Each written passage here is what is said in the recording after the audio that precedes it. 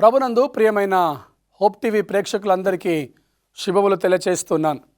ప్రియులారా, ఈ రోజున చక్కటి కార్యక్రమం ద్వారా దేవుని వాక్యాన్ని ధ్యానిస్తూ ఆత్మీయంగా బలపడుతూ దేవుని యొక్క చిత్తమేంటో గ్రహించి దేవుని చిత్తాన్ని జరిగిస్తూ మనల్ని మనము వాక్యానికి సమర్పించుకోవటానికి దేవుడు అనుగ్రహించిన ఈ గొప్ప అవకాశమును బట్టి దేవుని స్తుతిస్తున్నాను. ఈ కార్యక్రమానికి ఈ శీర్షికలో మనము ధ్యానిస్తున్న దేవుని చిత్తమును జరిగించటాన్ని ఈ యొక్క ప్రత్యేకమైన వర్తమానమునకు మిమ్మల్ని మీ కుటుంబాలను ప్రేమతో ఆహ్వానిస్తున్నాను. రండి, కలిసి దేవుని వాక్యాన్ని చదువుకుందాం. దేవుని యొక్క చిత్తం ఏంటో గ్రహించి తెలుసుకొని దేవుని చిత్తాన్ని జరిగించుదాం. మొదటి పేతురు రాసిన పత్రిక 2వ అధ్యాయము 15వ వచనం చదువుకుందాం. మొదటి పేతురు 2వ అధ్యాయము 15వ వచనం. ఏలయనగా మీరిట్లు యుక్త ప్రవర్తన గలవారై అజ్ఞానముగా మాట్లాడు మూర్ఖుల నోరు మూయుట దేవుని చిత్తము. ఈ యొక్క వర్తమానములో ఓ ప్రాముఖ్యమైనటువంటి అంశం ఏంటంటే మూర్ఖుల నోరు మూయటము దేవుని చిత్తం. అవును ప్రియులారా, ఇది మనం ఎప్పుడు ఆలోచించకుండా ఉన్నామేమో. బహుశా ఇలాంటి పరిస్థితి మనకు రాలేదేమో. దేవుని చిత్తము జరిగించటము అంటే దేవునికి మహిమకరంగా ఉండటము, ప్రార్థనలో, భక్తిలో, విశ్వాసములో ఉండటము అని అనుకుంటున్నాం. దేవుని చిత్తము జరిగించటము అంటే మూర్ఖుల నోరు మూయటము కూడా దేవుని చిత్తమే.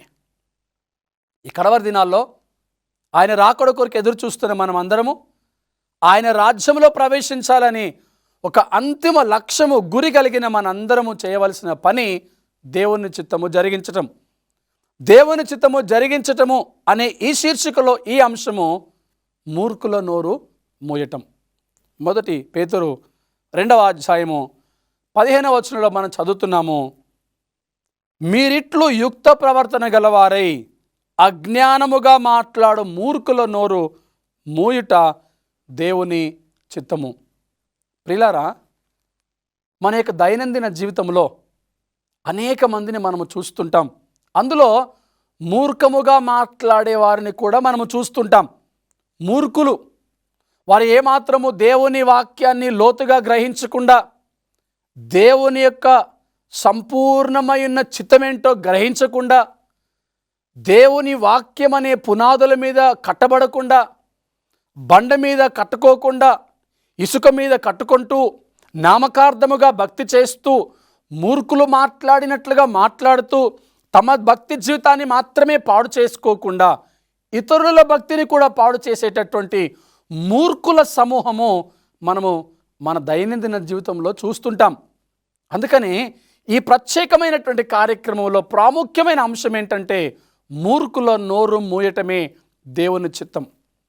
నీ చుట్టూ ఉన్నటువంటి మనుషుల్లో ఎవరైనా మూర్ఖులుగా మాట్లాడుతూ ఉంటే వాక్యమును బట్టి వారిని ఖండించి, వాక్యమును బట్టి వారికి బుద్ధి చెప్పి, వాక్యమును బట్టి వారిని హెచ్చరించి వారి నోరును మూసినట్లయితే గ్రహించు ప్రియ సహోదరి సహోదరుడా, అది దేవుని చిత్తం అన్న విషయాన్ని.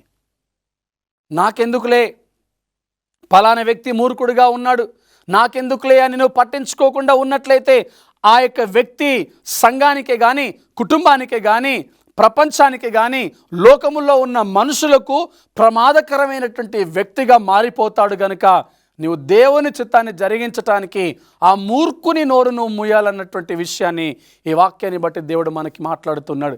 15వ వచనంలో అంటాడు కదా, మూర్ఖుల నోరు మూయటమే దేవుని చిత్తం.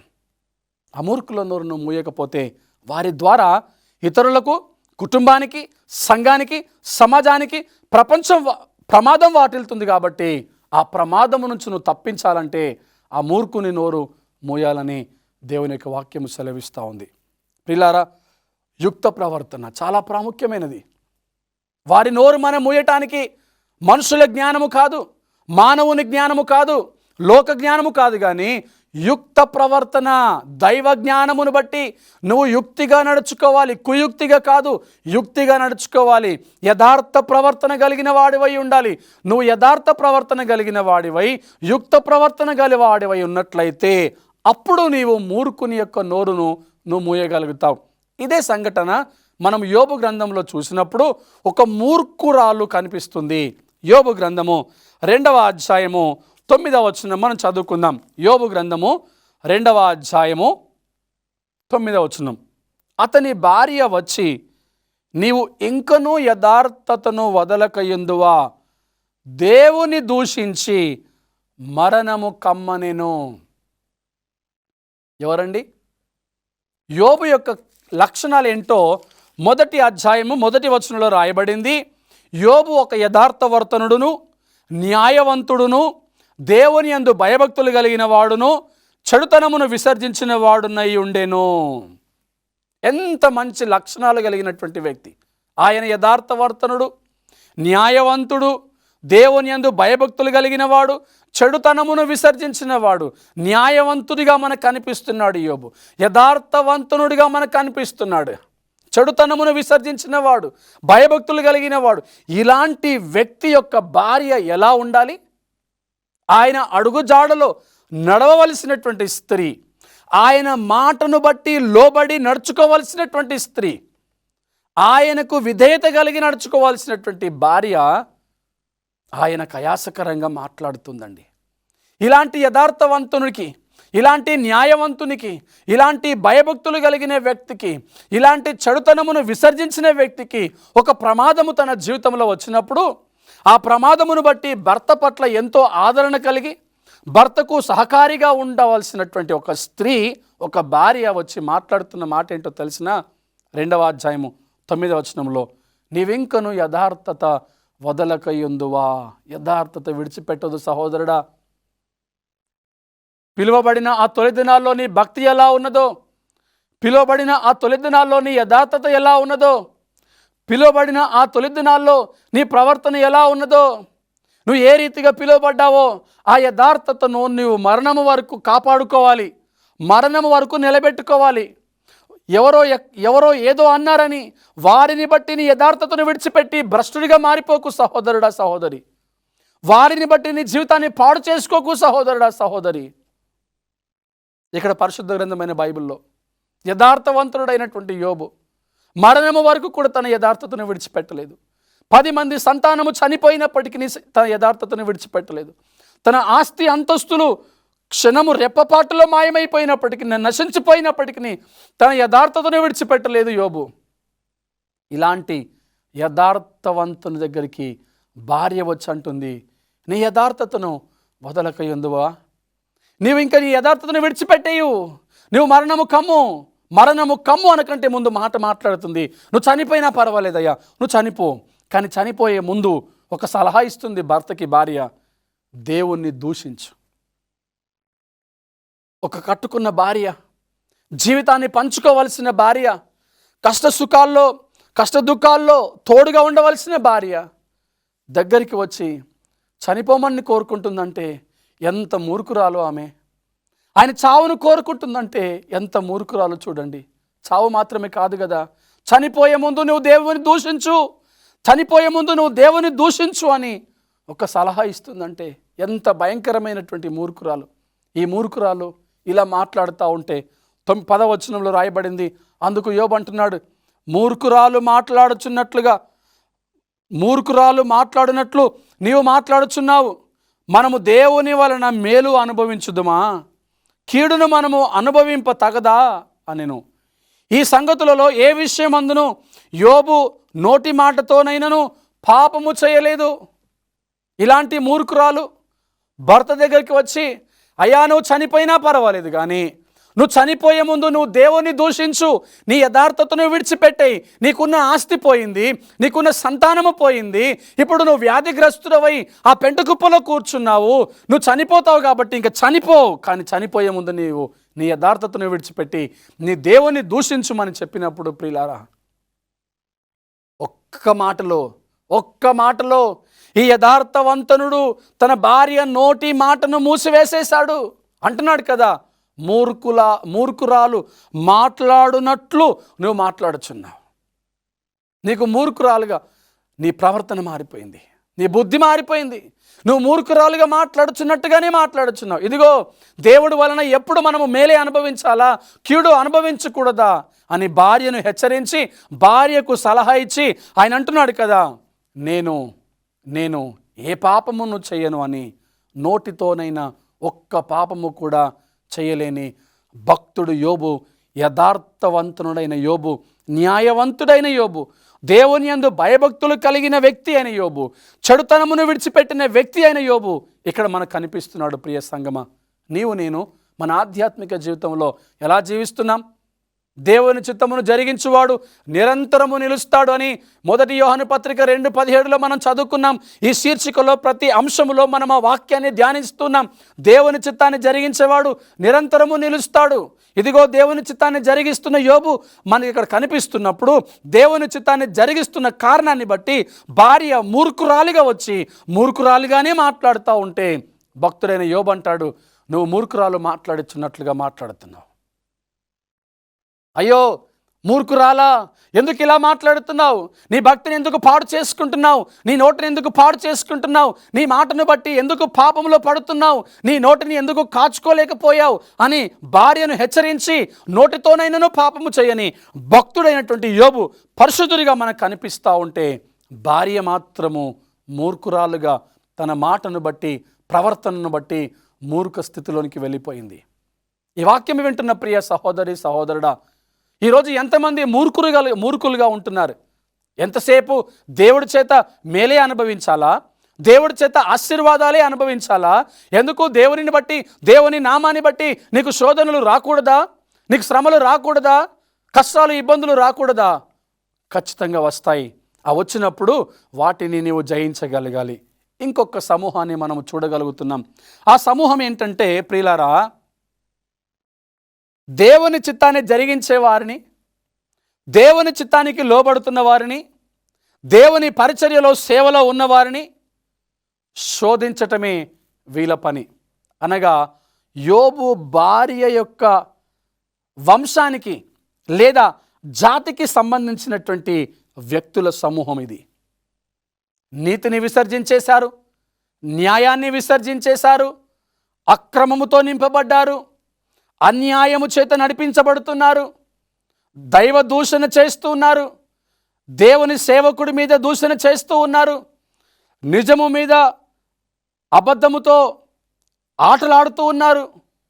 అలాగనే మూర్ఖురాళ్ళుగా మూర్ఖముతో మాట్లాడుతూ భక్తుల్ని చెరిపే ప్రయత్నంలో ఉన్నారు.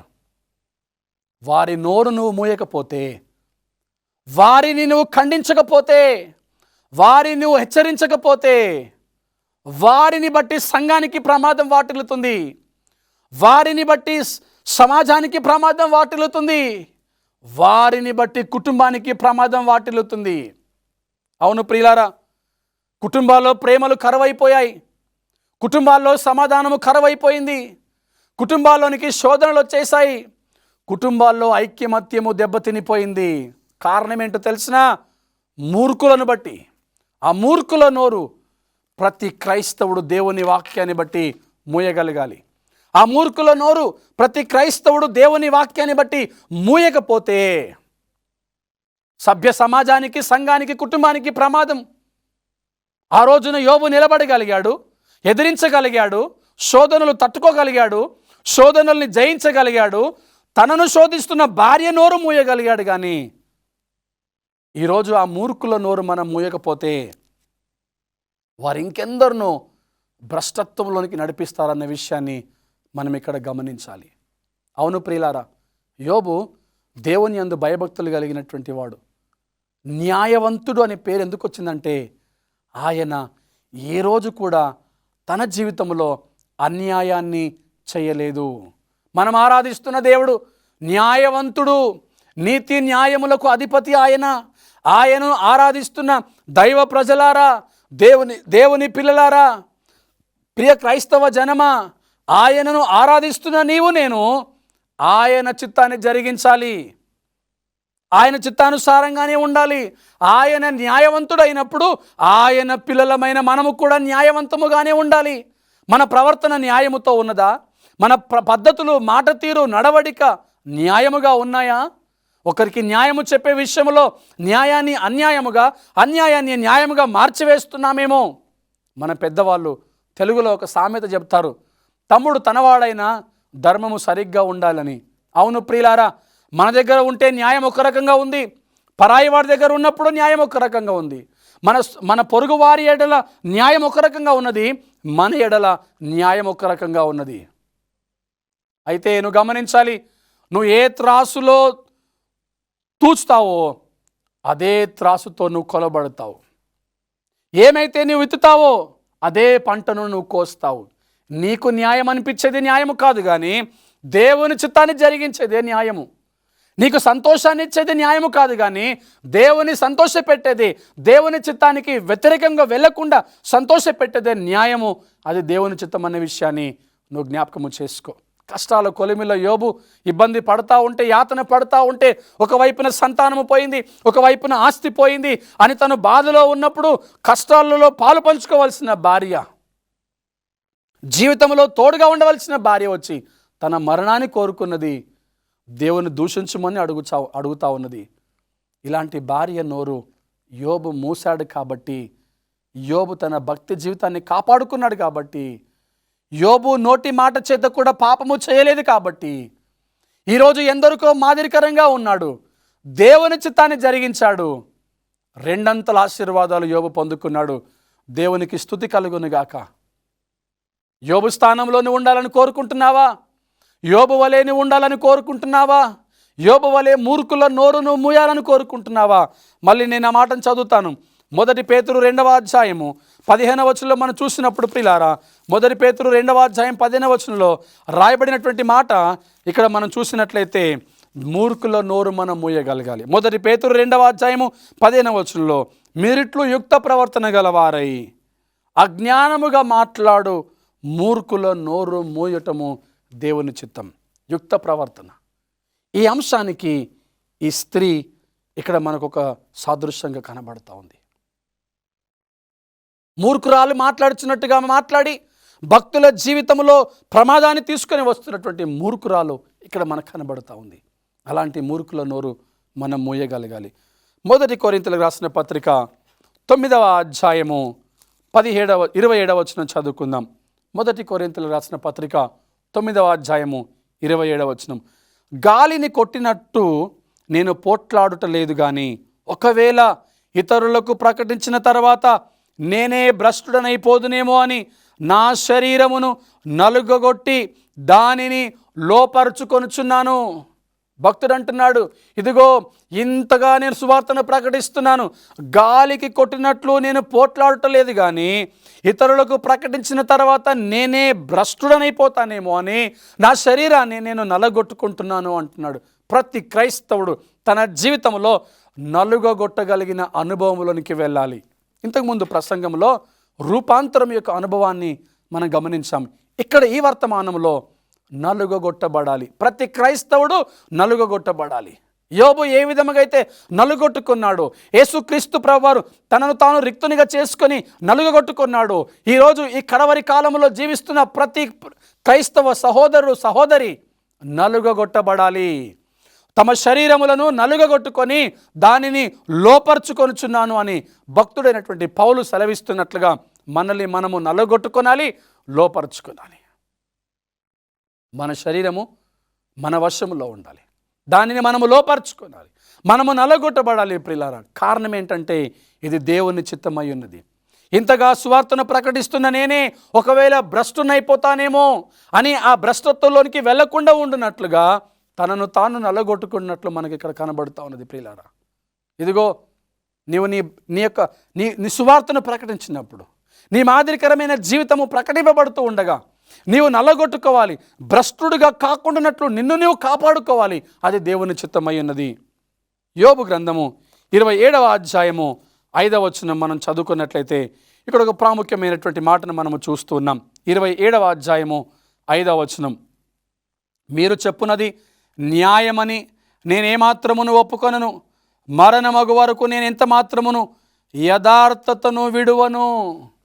ప్రియులారా చూడండి, ఇదిగో మీరు చెప్పునట్లుగా నేను ఏమాత్రము కూడా న్యాయమని నేను ఒప్పుకోవట్లేదు. మనుషులు ఎన్నో చెబుతారండి. మనుషులు దేవుని చిత్తానికి వ్యతిరేకంగా వెళ్తారు. దేవుని చిత్తానికి వారు వ్యతిరేకంగా వెళ్ళడమే కాకుండా దేవుని చిత్తానికి లోబడే వారిని కూడా దేవుని చిత్తములో నుండి బయటికి తీసుకువచ్చే ప్రయత్నాలు చేస్తూ ఉంటారు. యోబుకు అదే జరిగింది. అప్పుడు యోబు అంటున్నాడు, మీరు చెప్పునది న్యాయమని నేను ఎంత మాత్రమూ ఒప్పుకోను. ఈరోజు క్రైస్తవ ప్రపంచంలో మనం అనేక మందిని చూస్తున్నాం. వారు చెప్పిందే న్యాయం అంటున్నారు. మేము చెప్పిందే న్యాయం అండి, మా మాట న్యాయం అండి, ఇదే న్యాయం అండి అని చెప్పేవారు చాలామంది ఉన్నారు. కాదండి, మనుషులు చెప్పేది న్యాయమా అని ఆలోచించకూడదు. అది దైవానుసారమైనదా కాదా? మనుషుల న్యాయం స్వార్థపూరితమైనది. మనుషుల న్యాయం అన్యాయముతో కూడుకున్నది. మనుషుల న్యాయము అన్యాయమై ఉన్నది. మనుషులు స్వలాభము కోసము చూస్తారు. మనుషులు స్వార్థముతో ఉంటారు. అందుకే యోబు అంటాడు, మీరు చెప్పేది న్యాయమని నేనెంత మాత్రము ఒప్పుకోను. అవునండి, కుటుంబాల్లో కూడా మనం గమనిస్తుంటాం. మేము చెప్పేదే న్యాయం, మా మాటే న్యాయం, మేమే న్యాయవంతులుగా ఉన్నాం అంటూనే అన్యాయము జరిగించేవారు కుటుంబాల్లో లేరా? సమాజంలో, సంఘాల్లో లేరా? ప్రియులారా, మూర్ఖుల నోరు మూయటమే దేవుని చిత్తం. మీరు చెప్పేది న్యాయమని నేను ఒప్పుకోను. ఎందుకు అంటే మరణమగు వరకు నేను ఎంత మాత్రమును నా యథార్థతను వదలక ఎందును. ఒకవైపున భార్య వచ్చి నీ యథార్థతను విడిచిపెట్టే అంటుంది.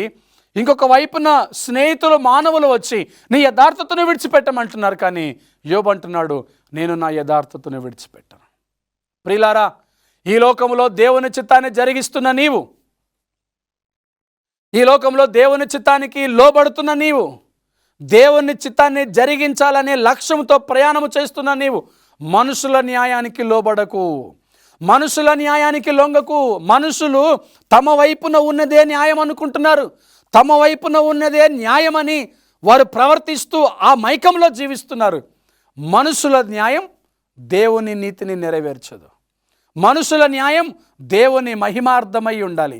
మనుషుల న్యాయం దేవుని చిత్తాన్ని జరిగించేదై ఉండాలి. ఈరోజు మానవులు తమదే న్యాయం అనే భ్రమలో ఉంటూ దేవుని చిత్తాన్ని జరిగించే వారిని కూలదొరికే ప్రయత్నము చేస్తూ ఉండగా, ప్రియ సంగమా, మనుషుల న్యాయానికి నువ్వెంత మాత్రం ఒప్పుకోకు. మరణము వరకు నువ్వు యథార్థంగా ఉండు. మరణము వరకు నువ్వు దేవుని చిత్తానికి లోబడు. మరణము వరకు నువ్వు దేవుని చిత్తానికి సమర్పించుకో. ఆఖరిగా 1 తెస్సలోనికి రాసిన పత్రిక 5వ అధ్యాయము 18వ వచనం చదువుకుందాం. 1 తెస్సలోనికి రాసిన పత్రిక 5వ అధ్యాయము 18వ వచనం, 16-18 వచనాలు చదువుతున్నాను. ప్రతి విషయమందును కృతజ్ఞతాస్తుతులు చెల్లించుడి, అలాగు చేయుట యేసుక్రీస్తునందు మీ విషయంలో దేవుని చిత్తం. ప్రతి విషయంలో కష్టాలు వచ్చినప్పుడు, బాధలు వచ్చినప్పుడు, శ్రమలు వచ్చినప్పుడు, ఇబ్బందులు వచ్చినప్పుడు, ఆటంకాలు వచ్చినప్పుడు ప్రతి విషయంలో దేవునికి మనము కృతజ్ఞతాస్తుతులు చెల్లించాలి. ఇలాగూ చేయుట దేవుని చిత్తం. అవునండి, యోబు ఆశీర్వాదంలో ఉన్నప్పుడు అలాగే యథార్థంగా ఉన్నాడు. యోబుకు ఆటంకాలు వచ్చినప్పుడు అలాగే యథార్థంగా ఉన్నాడు. యోబు తన పిల్లలు ఉన్నప్పుడు అదే యథార్థత కలిగి ఉన్నాడు. తన పిల్లలు చనిపోయినప్పుడు అదే యథార్థత కలిగి ఉన్నాడు. భార్య కష్టదుఖాల్లో తనకు ఆదుకుంటూ సహాయకారంగా ఉన్నప్పుడు అదే యథార్థతతో ఉన్నాడు. భార్య వచ్చి మూర్ఖురాలుగా మాట్లాడుతున్నప్పుడు కూడా అదే యథార్థత కలిగి ఉన్నాడు యోబు. అలాంటి యథార్థత నీవు నేను కలిగి ఉండి ప్రతి విషయంలో దేవుని కృతజ్ఞతాస్తుతులు చెల్లిస్తూ దేవుని చిత్తానికి లోబడాలని ఆశపడినట్లయితే కళ్ళు మూసుకుంటారా? ప్రార్థన చేసుకుందాం. పరిశుద్ధుడా, మహోన్నతుడా, పరమ తండ్రి, మీ నామమునకు వందనాలు, స్తోత్రాలు చెల్లిస్తున్నాం. ఇదిగో నాయనా, మూర్ఖుల నోరు మూయటమే దేవుని చిత్తము. ఈరోజు నాయన సంఘాల్లో, సమాజంలో, కుటుంబాల్లో మానవాళి మూర్ఖులుగా మాట్లాడుతున్నప్పుడు అట్టి మూర్ఖుల నోరు మూయటము దేవుని చిత్తమై ఉన్నది గనుక మేము యుక్త ప్రవర్తన గలవారమై మూర్ఖుల నోరు మూయటానికి మీ జ్ఞానమును మాకు దయచేయమని ప్రార్థిస్తున్నాం. ఈ కార్యక్రమాన్ని వీక్షిస్తున్న ప్రియ సహోదరి సహోదరులను అందరినీ దీవించమని, ఆశీర్వదించమని, మీ వాక్యము చేత తృప్తిపరిచి యుక్త జ్ఞానము దయచేసి యుక్త ప్రవర్తన కలిగిన వారై మూర్ఖుల నోరు మూసే కృప దయచేయమని, కార్యక్రమాన్ని వీక్షిస్తున్న ప్రతి వారిని ఆశీర్వదించమని మా రక్షకుడు, విమోచకుడు యేసుక్రీస్తు పరిశుద్ధ నామములో ప్రార్థిస్తున్నాము తండ్రి. ఆమేన్.